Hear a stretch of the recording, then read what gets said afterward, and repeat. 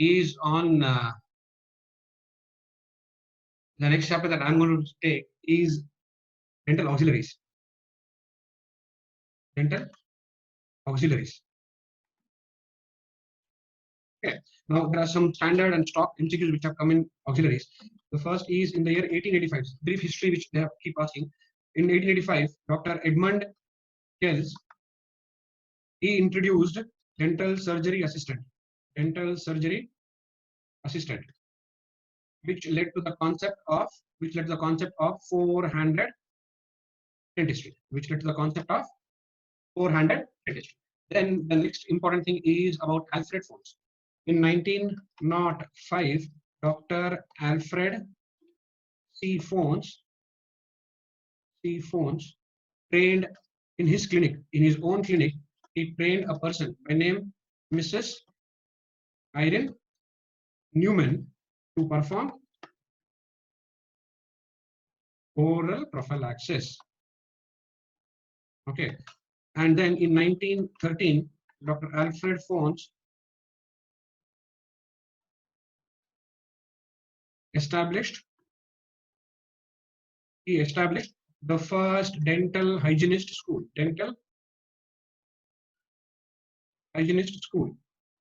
Connecticut.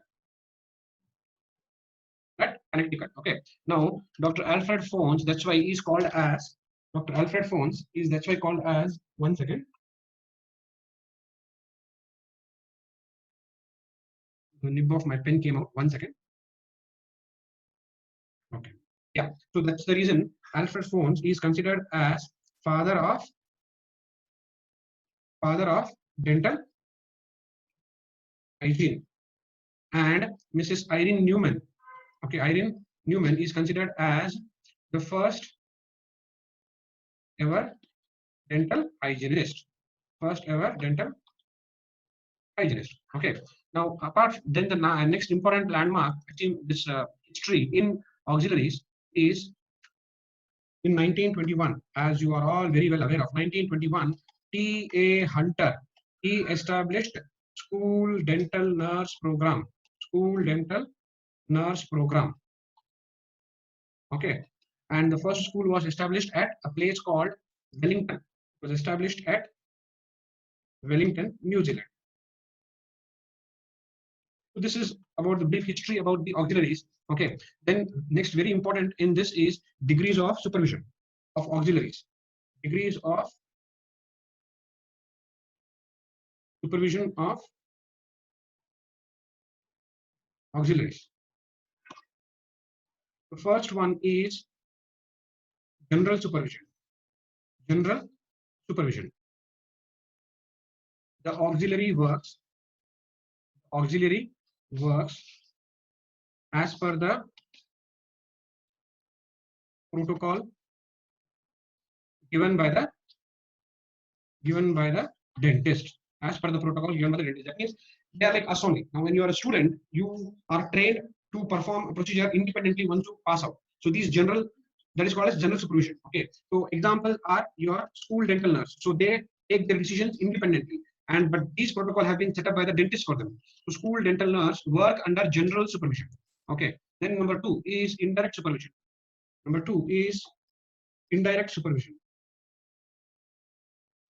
In indirect supervision, the dentist examines the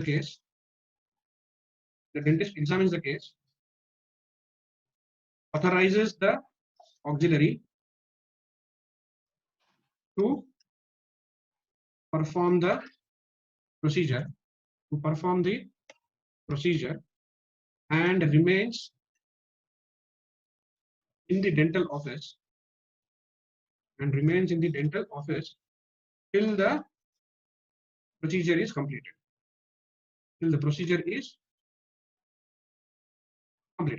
Now, the auxiliary which works under indirect supervision are New Cross auxiliaries.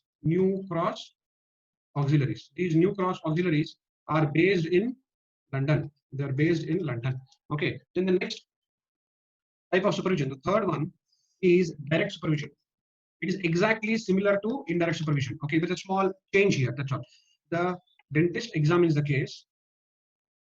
The dentist examines the case and authorizes the auxiliary to perform the procedure, and before dispersal, the dentist re-examines the case. Re-examines the case. That means before the patient is left the clinic, the dentist will again recheck the procedure done by the auxiliary. You have heard about this kind of auxiliary also called as expanded function dental auxiliary. They work under direct supervision. Expanded function dental auxiliary, they work under direct supervision. The last type is called as personal supervision. Personal. Number 4 is personal supervision. The auxiliary does not perform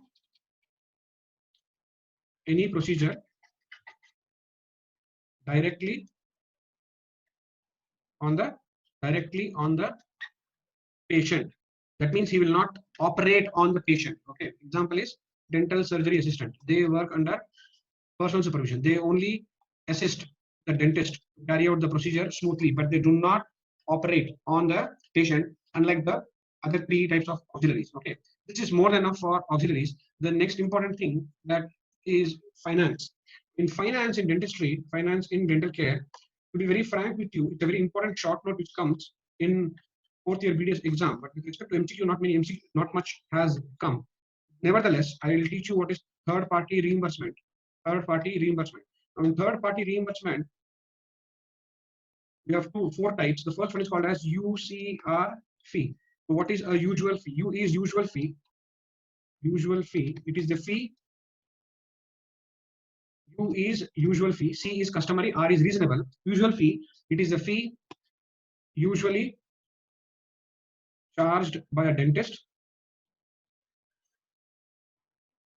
in his or her own clinic for a specific dental procedure. For a specific dental procedure. Okay. Then on this, next is customary. Okay. Next is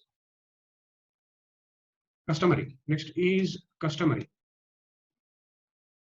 Now, customary means it is the fee that has been fixed by the administrator of the plan. Administrator of the plan based on the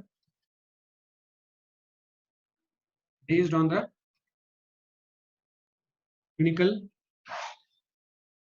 expertise and geographical location of the clinic. Okay. Then we also have next one we have is reasonable fee. R is reasonable fee. It is the fee that has been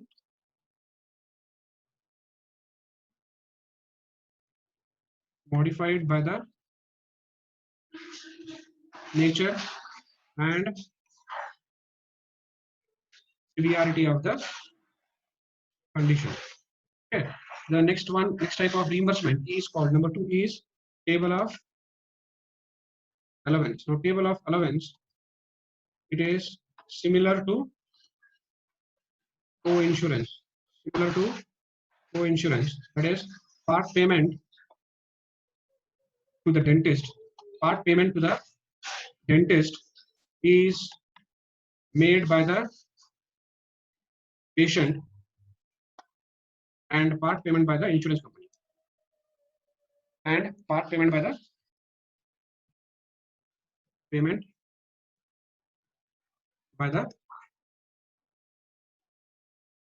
insurance company. Okay, that's what is called co-insurance. Okay, co-insurance. Now, next type is called capitation. Number 3 is capitation. In capitation, Dentist is paid on a salary basis. Dentist is paid on salary basis, either monthly or annually, based on the number of patients allotted. Okay. Then number 4 is fee schedule. Fee schedule. The dentist is paid much lesser than the UCR fee for that geographical location. Okay. Apart from that, there is one definition that they have asked in finance called as deductible. Okay. Called as deductible. Deductible means a flat sum amount of money. A flat sum amount of money is paid upfront to the insurance company before the benefits of the program. Okay. Then in insurance, in USA, in the year 1965, Social Security Amendment Act was passed. Social Security Amendment Act was passed. In this act included 2 titles which were related to insurance, Title 18 and Title 19. Title 18 is called as Medicare and Title 19 was called as Medicaid. Medicare removed financial barriers for all treatment for individuals who are above 65 years, and Medicaid it removed financial barriers for indigent and medically indigent people.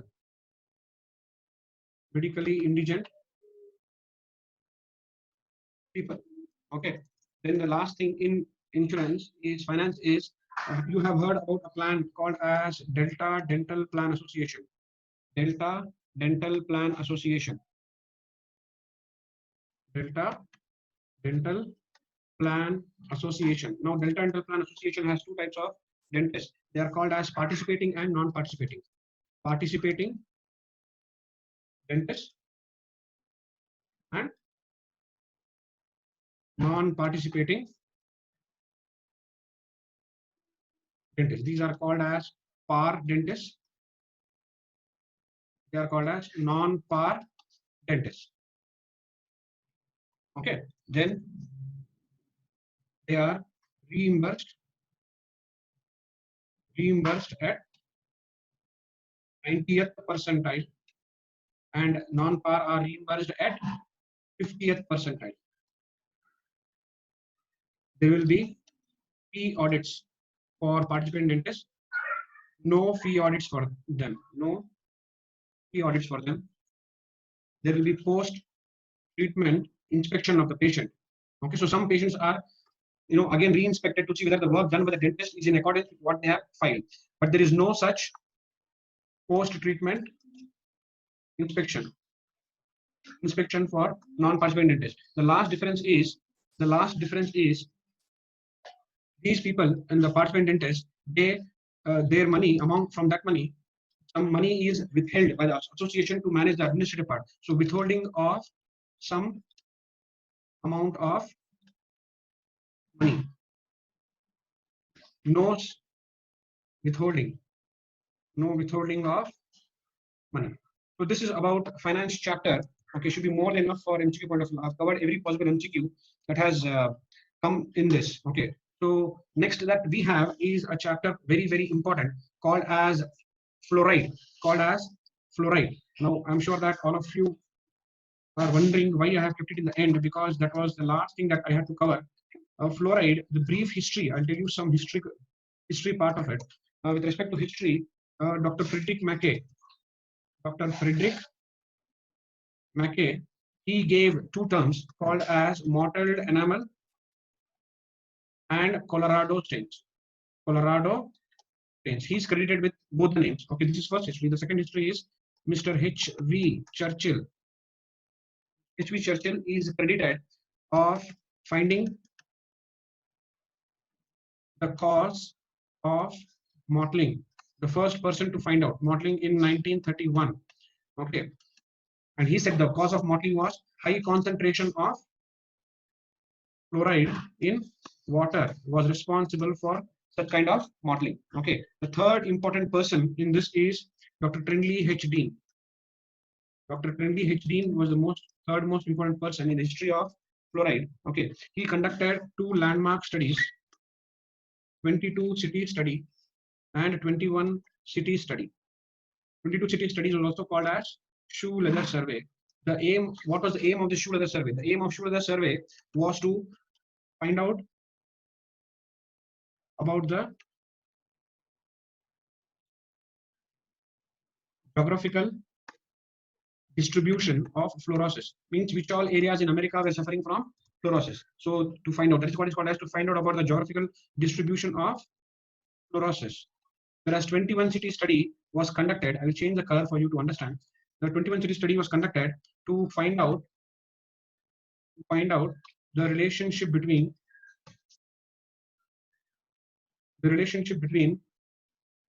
Aries prevalence and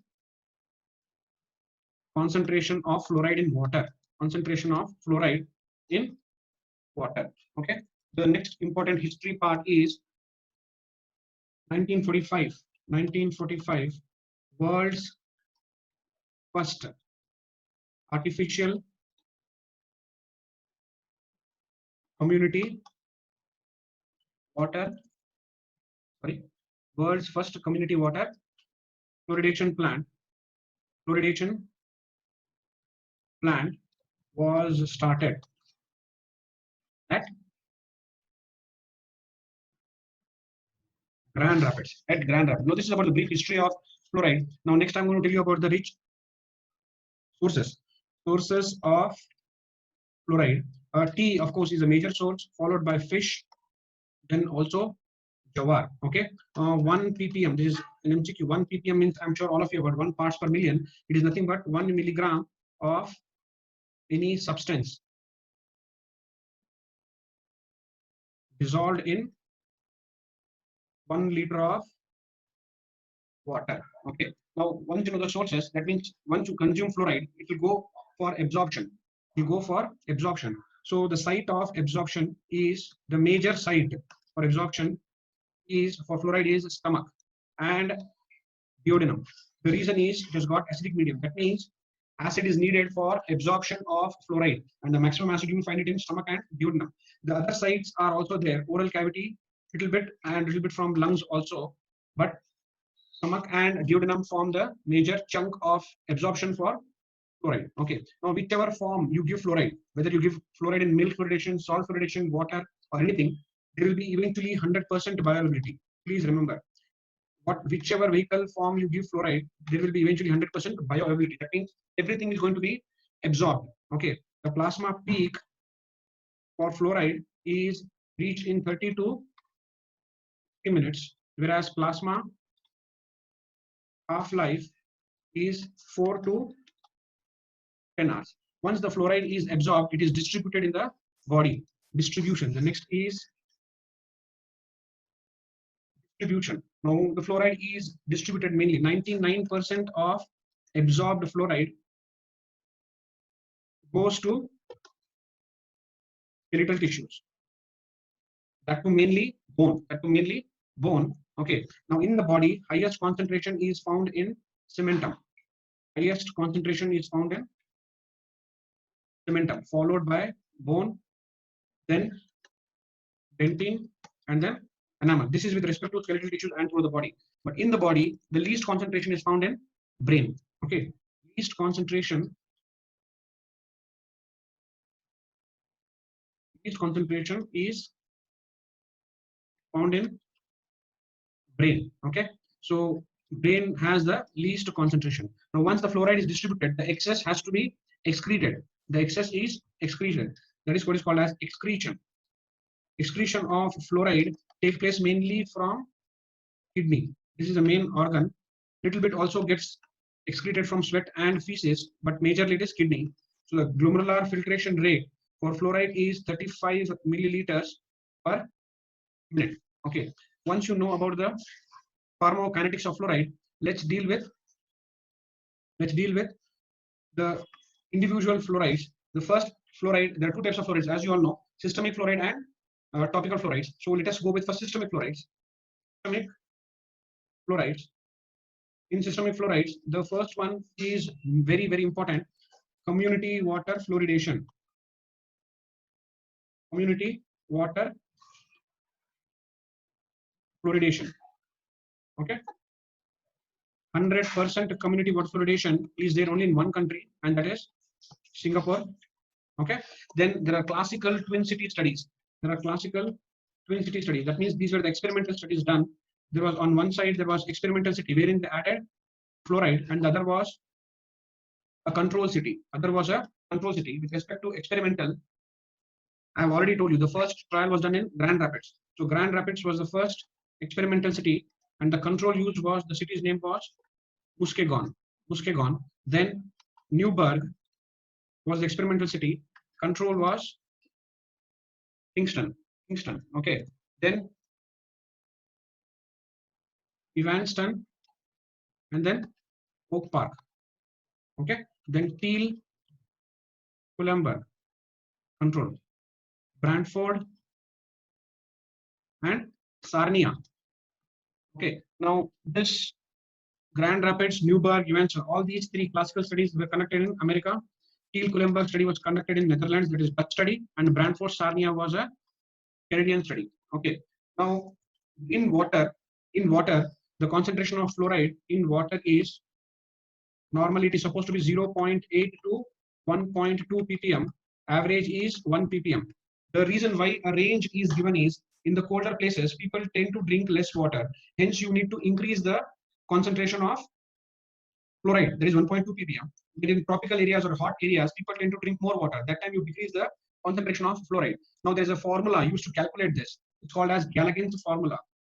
Galligan's formula is used to calculate amount of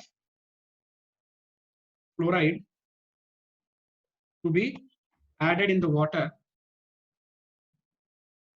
based on temperature. The formula is 0.34 divided by E, where E is equal to minus 0.038 plus 0.00664 into temperature Fahrenheit. Okay. So anyway, don't break your head. Just remember that Galligan's formula is used to calculate the amount of fluoride needed to be added in the water based on temperature. Okay. Then the next important thing in water fluoridation is benefits. There are lots and lots of benefits of community water fluoridation. Okay. Now please remember one thing.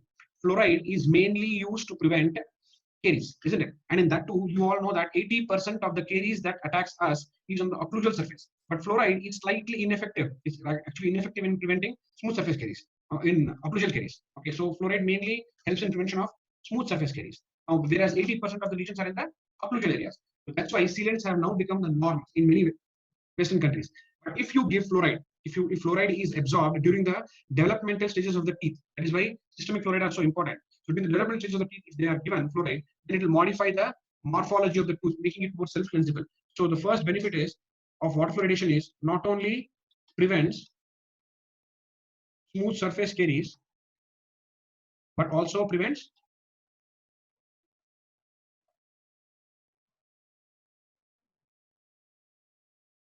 occlusal caries. It not only prevents smooth surface caries, but also prevents occlusal caries. Helps in preventing malocclusion. By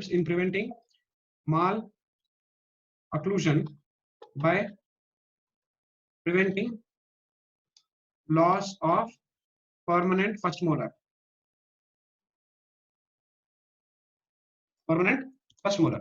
Caries reduction is in the range of 50 to 70%. Okay. Then there are certain prerequisites. For water fluoridation.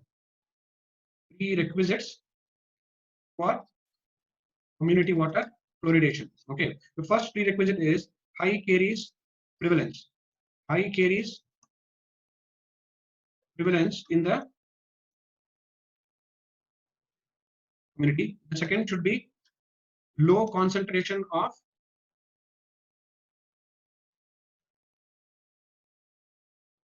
fluoride in water. Third is centralized water supply. Centralized water supply. And the fourth is community approval. Community approval. Okay. Now please remember there are other facts like small facts like it is the most efficient. Efficient means cheaper. Efficient method for prevention of caries, and also it removes intersocial class barriers because even the poor can afford it. Okay. The last MCQ that can be asked is hydrofluorosilicic acid is the most commonly used raw agent. Most commonly used raw agent in community water fluoridation. Okay, that should do for you.